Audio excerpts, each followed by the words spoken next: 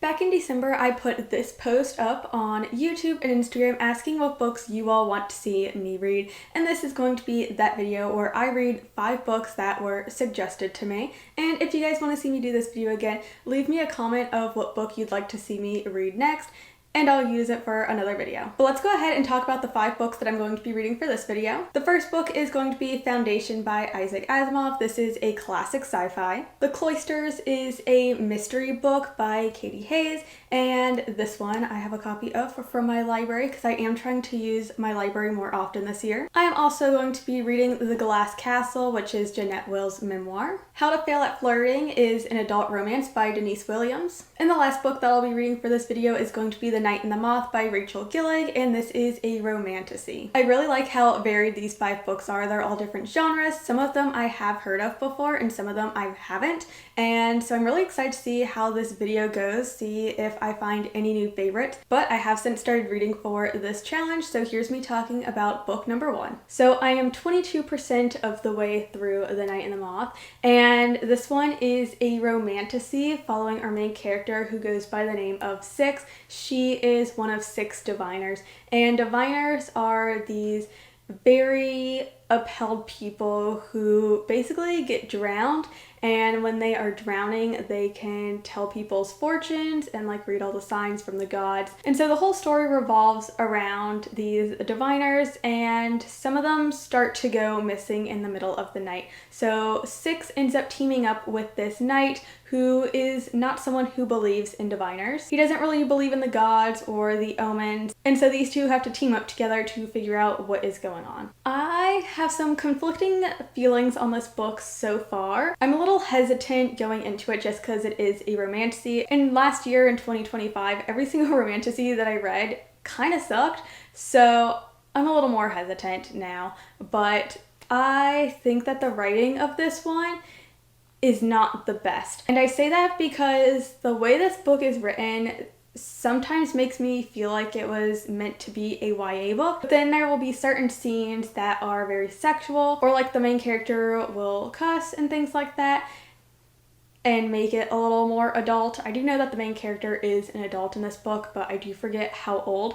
But I just feel a little bit of a disconnect between the character and the character's actions versus how it's written, and yeah, I'm not the biggest fan of that. And also, at the beginning of the book, it was really boring. I feel like it was very info dumpy at the beginning of this book. Now that I'm over 20% of the way through it, it has gotten a little better. We have a little more plot.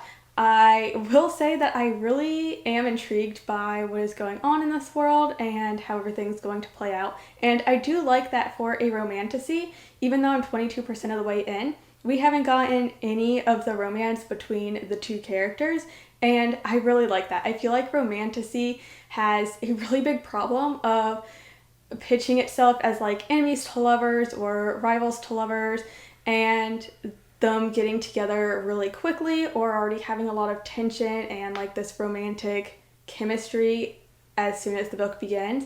And I just sort of need a little more of a slow burn in my romantasy because I need those fantasy aspects to be there, and this book definitely does that, so I will give it props for that.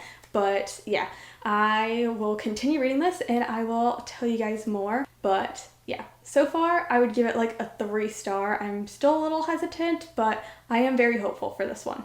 Okay, so I have finished The Night and the Moth, and I am going to go ahead and give it 4 stars.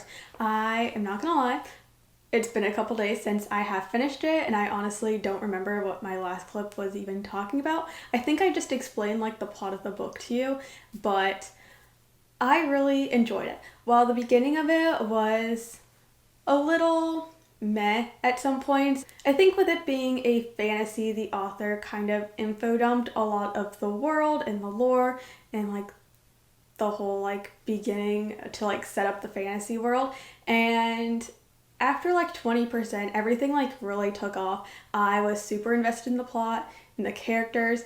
I really liked the romance. The romance was not that big of a part of the book as I was originally expecting it to be, especially like given the title, given the synopsis. I was expecting the romance to be a heavier focus in the book, and I really like that it was more subdued. It is still very much a romantasy, and these characters but I feel like this book was very plot focused, where we have these two characters basically going on a quest with some side characters in order to sort of solve the mystery of what's happening to these other diviners that have gone missing. And a lot is explored, and I was just really invested in that story. Some parts, I will say, got a little predictable, but the way that they played out, I think, was a little shocking, and I wasn't really expecting it. I feel like the really big reveal, and I'm not going to spoil anything, don't worry, but like the one really big reveal at the end, I was not expecting to happen in book 1. I was assuming it was going to happen in book 2 as a way to push the plot forward, and it happened at the end. And that really shocked me because like I knew it was going to happen at some point, I just didn't know when. And yeah, I don't want to spoil anything obviously, but I thought this was just a really well done book, and I'm really excited for book 2 because this is a series I do want to continue. I do want to know what happens to these characters and how everything's going to play out because that ending was so good. So yeah, I don't actually know when the second book comes out, but I do know it comes out in 2026, so I am excited for it. But yeah, this was a really great book to start this video off with, and I have since started my second book for this series, and that is How to Fail at Flirting by Denise Williams. And I have some feelings on this book. So in this book, we're following Naya, and she is an educator. She's doing her tenure, and her job is sort of on the line when these new people take over and are figuring out where to make cuts, and everyone's kind of hinting that it is probably going to be her department. So that's kind of her like background and like what's going on. However, at the beginning of the book, she is out with her friends and they tell her that she needs to pretty much be more outgoing and, you know, not necessarily be this like just teacher. She needs to actually have a life outside of her work. And so her and her friend end up making this list of things for her to accomplish, and one of them is like to have like a one-night stand with a guy, like things like that. And so our main character, Naya, she ends up going to a bar, and I'm not spoiling anything here, this is like the very beginning of the book, but she ends up getting with this guy, Jake. They have this sort of date right after they meet at the bar, and yeah, they basically have this relationship with each other. And that's kind of like the premise of the book. I will say this book is very like insta-lovey. Obviously her whole goal was to just like have a one-night stand with someone, and she basically ends up in a relationship, and their whole relationship is kind of not necessarily fast, but it's definitely like insta-love, insta-lust, and I just don't really like it, in that there's just no emotional build-up for these characters. I don't really care about them together. They also both like kept secrets from each other. They kind of lied to each other at the beginning. Neither of them like wanted to say like who they are or what they do for work. So even though they like went on this whole big date, like Naya like gave him a fake name, told her that she was just in town visiting and not like that she lived there and worked there and everything. And yeah, there's obviously like that safety aspect that can make it real. However, they also started their entire relationship out by lying to each other. And yeah, I don't know. I don't really see their relationship as anything more than physical. And so with that being the majority of the book, because I want to say like 35% of the way through it at the moment, there's nothing more to it. Obviously, they both have stuff going on with their work, which maybe you can predict what happens between their works and their relationship. I definitely predicted it from the very beginning. I'm not actually sure if it's in the synopsis or not because I didn't read the synopsis before jumping into the book. But yeah, I am listening to the audiobook. The audiobook is really good, I will say that. And I'm also reading the ebook of it as well. So I am like hybrid reading it, I guess. But I don't know. There's also just some very cringy moments in this book. I will say I love the representation. I love the main character talking about her job and also her identity. She is a mixed race character. I believe she is Black, Mexican, and I want to say Irish, I think. But she talks a little about her identity, how she didn't grow up speaking Spanish, so she can't really talk to her dad, just things like that I really appreciate. But overall, this book focuses a lot on these two characters' relationships, which makes sense because it is a romance book, but there's just some really cringy parts. I don't really care about the relationship, so I'm not really sure how this book's going to go because I'm not enjoying it that much, which is very sad. But yeah, that is my little update for right now. I will probably update you when I finish the book. But yeah, I think after that I will be starting The Glass Castle. I did technically read the first chapter of it, which was only 3 pages long.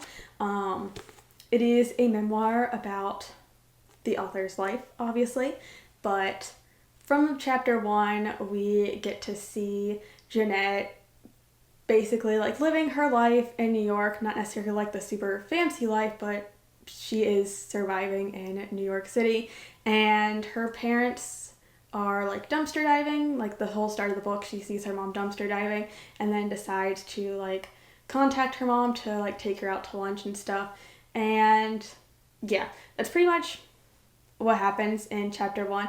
I was going to listen to the audiobook of this one because I did get it from my library as well. However, that audiobook didn't sync up to the physical book, so I was kind of confused, so I'm just going to stick to reading the physical book. But yeah, this will probably be what I read after I finish How to Fail at Flirting. So yeah, I will update you all later. Alright, I have finished How to Fail at Flirting by Denise Williams, and I'm gonna give it 2 stars. I can definitely see why people would enjoy this book and get something out of it, but it just didn't work for me personally. So first, we're gonna talk about the writing, because I think it's going to be one of the most subjective things, and it's specifically with the humor. The humor just did not work for me. Obviously, everyone has different things that they find funny, and so humor in books isn't really something where I knock the book down like a star for or anything, because I do like understand that like that humor just didn't work for me. Other people are definitely going to find it funny. So like the humor doesn't bring my rating down for a book at all.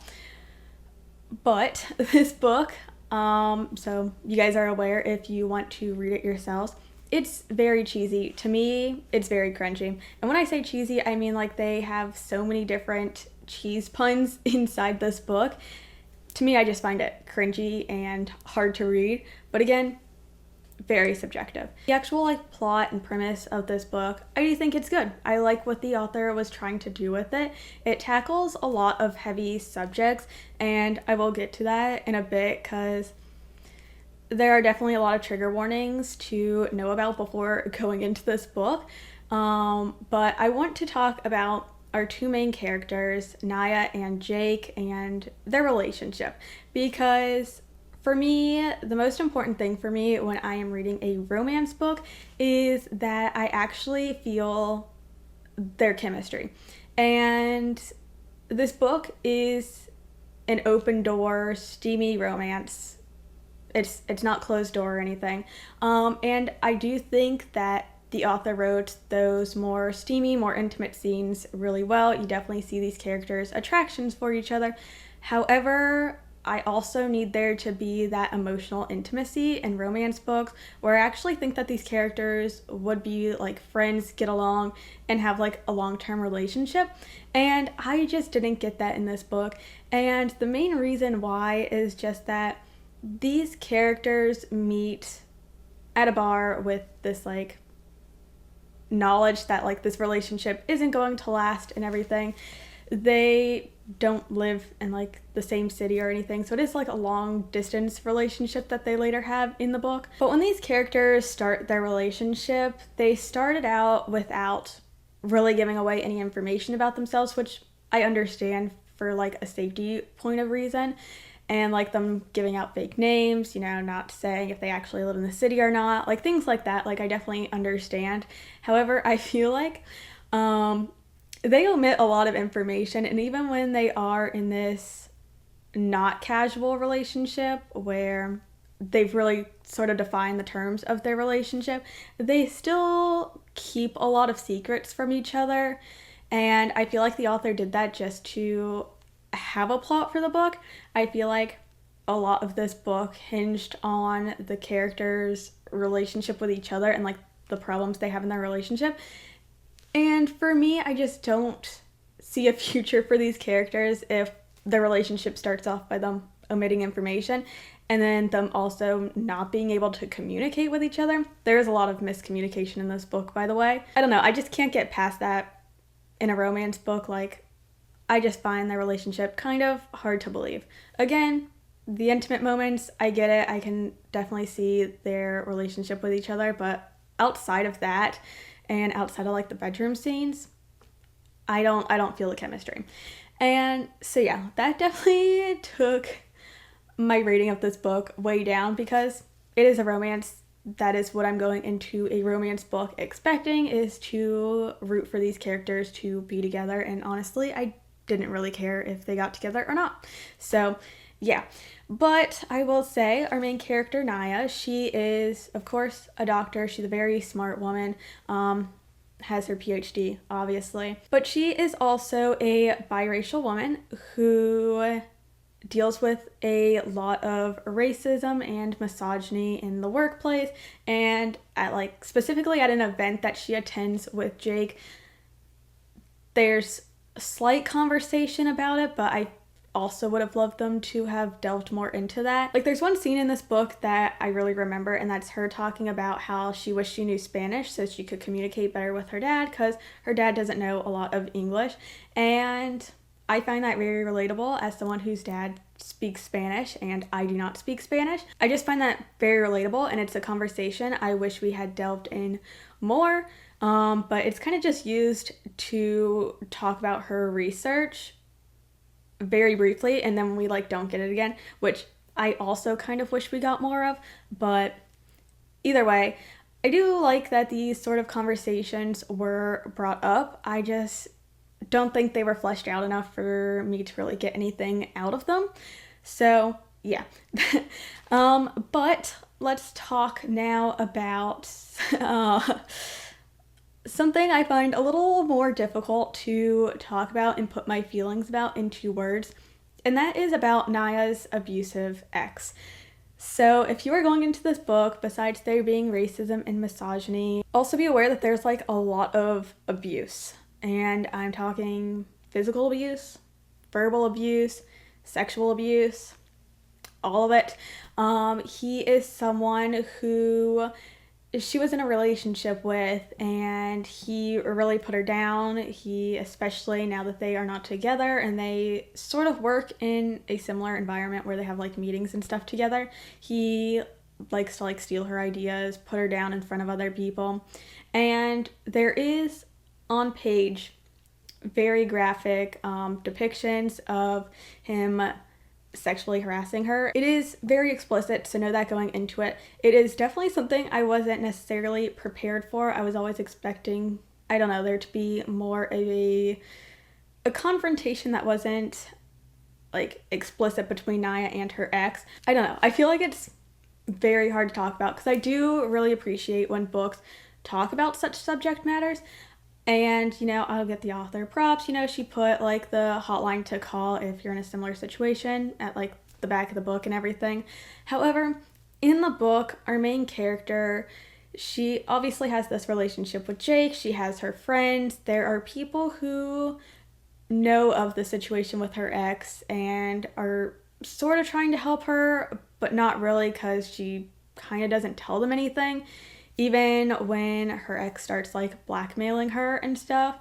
And I just really wish that we had a scene where someone stepped in and tried to get Naya to do something about it, because she doesn't do anything. She's very scared rightfully so, but she doesn't do anything. Nobody's really helping her. She, of course, is this very smart woman who knows she needs to go to the police to talk to people at her job, and she just doesn't do any of that. And there's so many points where she almost does something and then she doesn't, and I feel like the author did that specifically so we had this big event at the end of the book between Naya and her ex, and I just didn't like it. It didn't feel necessary. It didn't feel well done in a way that, I don't know, added something to the conversation, I guess. I feel like that big explosive ending scene was just there for shock value, honestly. And I feel like after that scene, everything just wraps up very nicely, which I also didn't like. So yeah, I don't know. I just have such conflicting feelings on that because I do love when books do it. I just don't think it was done well.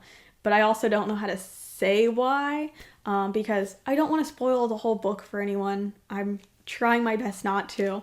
But I also don't think that such triggering things are considered spoilers. I know other people find like those things to be spoilers. I personally don't, because I want to know those things going into a book. But yeah, I gave this book 2 stars. It was a very big disappointment, but again, I can see why so many people enjoy this book. I can 100% see that. It just didn't work for me, but yeah. I am now going to go read The Glass Castle, which is a memoir. I don't know anything about it. I'm going into it blind, which is what I've been doing for all of these books so far. So we will see how that goes. So I actually forgot to update you guys when I had started The Glass Castle by Jeannette, but I have since finished it. So let's talk about this book.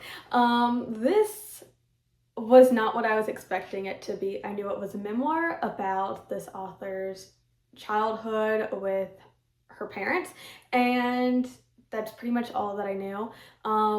But again, this is a memoir. It is following the author's journey from like since she was 3 years old to when she is an adult, and it is her relationship with her parents, but also with her siblings, and just overall how she grew up. She grew up very poor with a family that was constantly moving everywhere, never stayed in one place, and this was a very interesting read. I'm not sure exactly how I want to rate it just yet. I'm thinking like maybe a 3, maybe a 4. So I feel like I'm just sitting at a 3.5 star rating, but this book was really well written. I will say it is one, I believe this was published in 2006, and obviously the events that took place in this book happened years earlier, but there are a lot of slurs used in this book, and I do understand that it is the time period, the setting that this whole book takes place in, but there is a lot of it, so if you are going to read it, just be aware that that is included in this story. But this was a very hard read for the emotional impact that it had. Jeannette's family is very abusive in the way of child neglect, and it is never exactly stated in this book. Jeannette never says that about her parents, but everything that is shown leads to that. There is so many instances of the parents not caring about their kids getting sick or going hungry.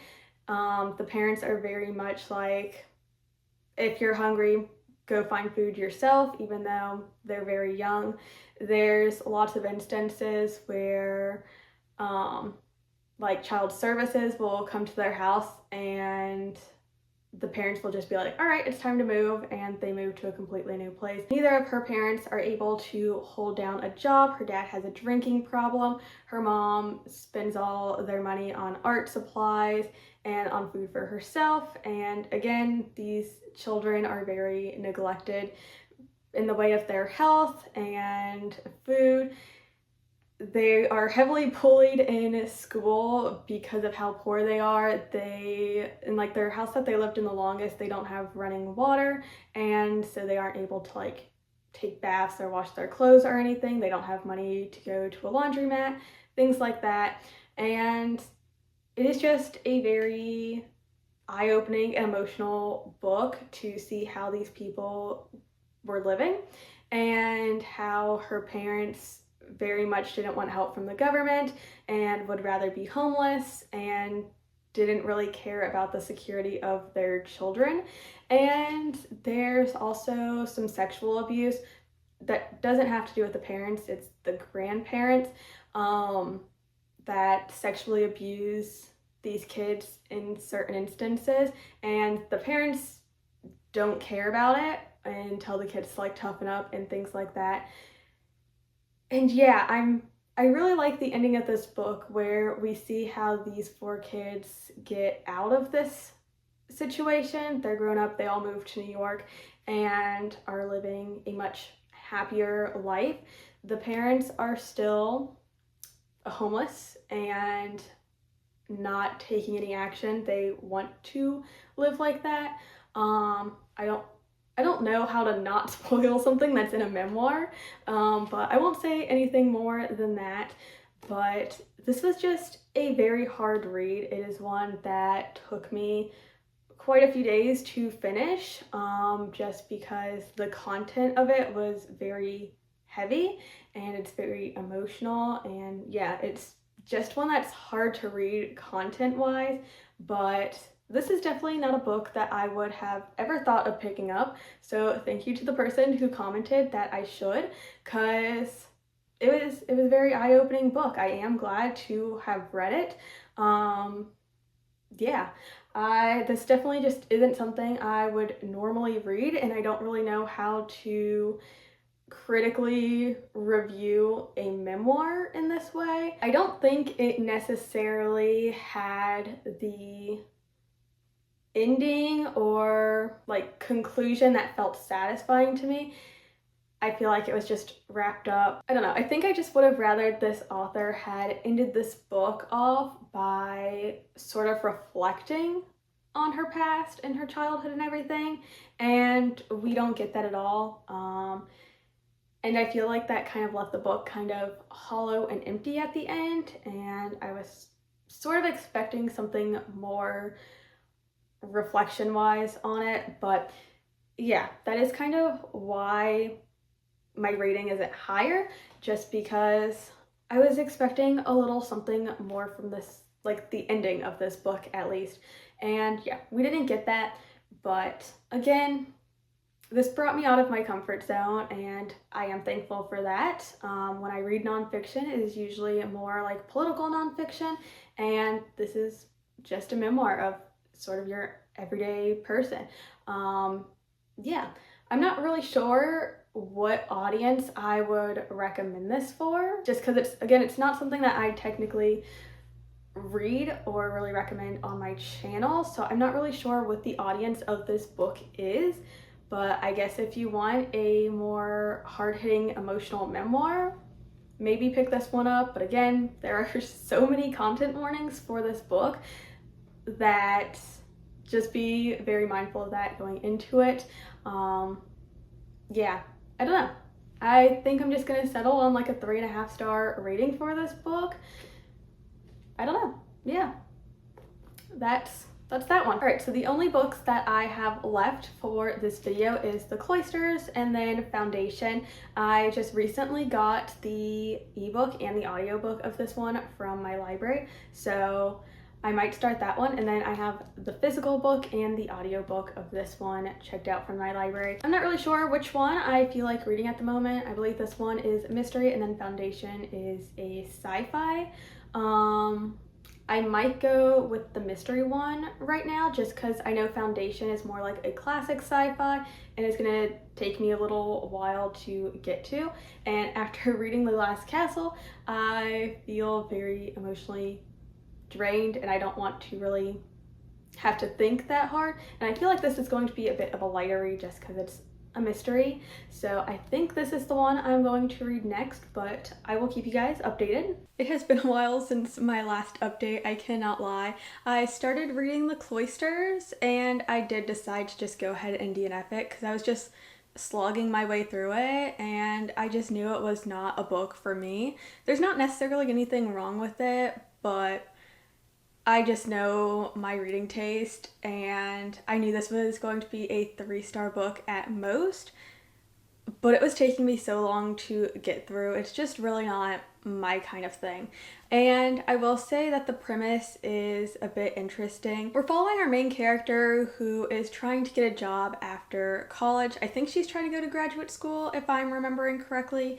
And she ends up joining the Cloisters, which is not the original place she was going to work at, but due to circumstances, she ends up working for the Cloisters, which consist of like 2 other people that she is working with, basically doing research on divinity and like tarot cards, astrology, things like that. And I don't know, this book was just pretty boring. Our main character is also not the kind of character that I like reading.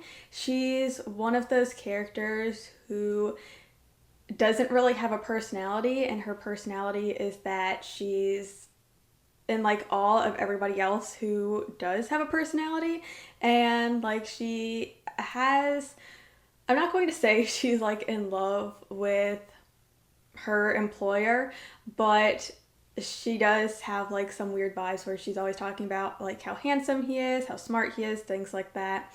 She also has this like weird infatuation with like this dude who, I don't know if he's like a part of the Cloisters or if he just like works their garden or whatever, but she has like a thing with him as well.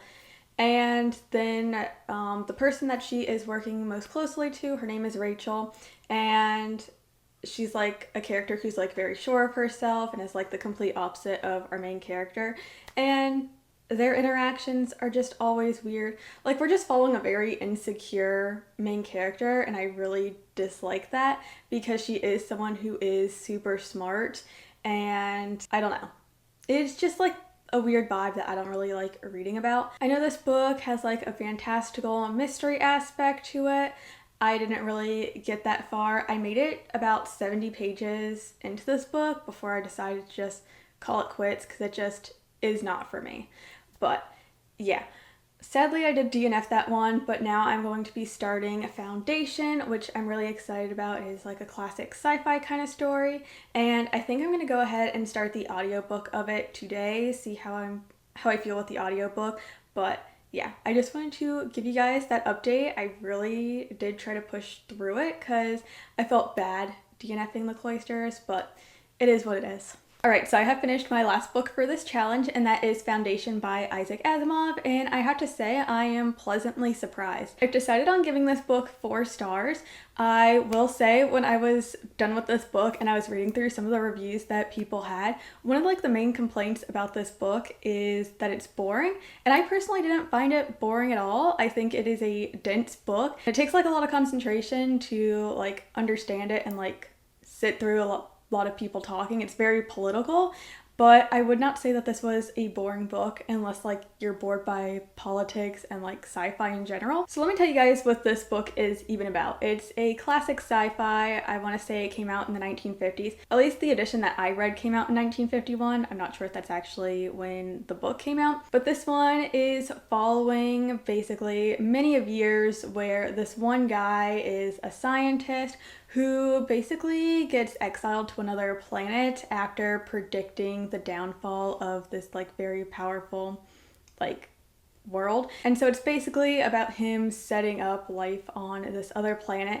and like all the people after him, of everything that happens in this world. My edition of this book at least had 244 pages, so it's very short, so I don't really want to say anything that will spoil the story, but basically we're following this very long timeline. One thing that I found kind of interesting, again, about me like reading the reviews after I have finished this book, was that my takeaway from this book was very different from a lot of other people's. Not that they're wrong, not that I'm wrong or anything, but a lot of people sort of focus on the overall government and how the author talks about how civilizations can get too big and too hard to manage, which is like a vague concept in the book. However, the main concept that I got from the book is basically how politics and religion end up mixing, and how certain politicians can end up weaponizing religion in order to basically control a population.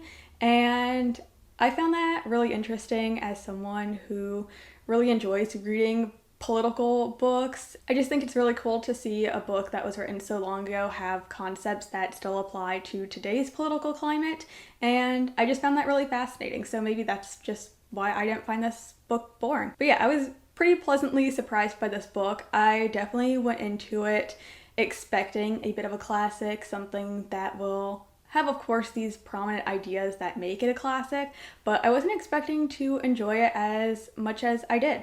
I will say, as for it being a classic, some of the ideas are pretty outdated. I will say it is a book written by a man. There's pretty much no women in this book. I think in the entirety of the book, women were mentioned twice, and it wasn't for any prominent reason. And then also this book did have one slur in it, so just so you all are aware, if you want to read this book yourself, be aware of those things. I sort of expected it from a classic, but yeah, overall I really enjoyed this book. And again, it's a shorter one, so I don't have too much to say about it because I don't want to spoil anything, but yeah, I gave it 4 stars. But let's go ahead and do a summary of the books that I read. So first, I read The Night and the Moth, which I gave 4 stars. I really enjoyed this one. It's a romantasy story. This is one that I can definitely see myself continuing on in the series, maybe trying other things by this author. How to Fail at Flirting is one I gave 2 stars. I was very disappointed by this one, but that was definitely like a me thing, that I just didn't get along with this book. But I could definitely see myself giving this author another try and seeing if maybe it's just the author or if it was this book specifically. But this one was just a romance book. The Glass Castle is a memoir that I gave 3.5 stars. This was probably the hardest hitting book that I read by far. I don't know if I would ever read anything else by this author, or if this author even has any other books, since this one was a memoir, but I'm just not someone who gravitates towards books that are very sad and traumatic the way that this one was. So even though I did enjoy it for what it was, it's just not the kind of story that I would tend to pick up just on my own free will. The Cloisters is one that I decided to DNF. However, the comment that did go along with this book also had another book along with it, and I'm blanking on the title of it, but I know it's by John Scalzi, and that is a book that I actually did really want to read, but the wait time for my library was very, very long. I want to say the wait time was like 2 months, so I decided to go with The Cloisters, which was readily available at my library. And so I do feel like this one is definitely not a fault of the person who commented recommending this book. It is just me. I knew the book that I had wanted to read and that I probably would have had a better time with. I just wasn't able to read that specific book.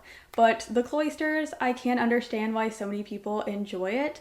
It just wasn't for me. It was kind of one of those boring, very like slow-paced sort of stories that I just tend to not enjoy. So I did DNF this one, but I didn't get too far into it to say if it's actually like a good or a bad book.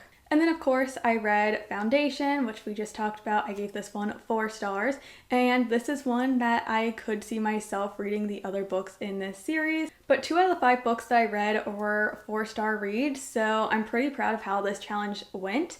And I ended up picking up books that I normally wouldn't have. These 5 books are not ones that I had on my radar or on my TBR or anything. So I am really happy that I got to go out of my comfort zone a little, try some other things, and I did find some that I really enjoyed. So yeah, I'm really happy with that. And yeah, if you want me to do this video again, just leave a comment of what book you want to see me read, and I will do another one of these videos in the future because I really enjoyed doing this. And I do want to apologize for how long this video took me to get out. I know I had put out my original thing in December, but I did start school again and I've just been really busy, and I did want to split all these books up so I wasn't reading them back to back because I didn't want to be comparing them to any of the other ones that I read. And yeah, I really took my time doing this. I wanted to give these books my full attention. So this video did take a little while for me to get out to you guys, but again, I really enjoyed doing this one. So thank you to all of the people who commented and gave me a book suggestion. I really appreciate it. And again, if you enjoyed this video, don't forget to leave a like, subscribe, and I will see you on the next one. Bye!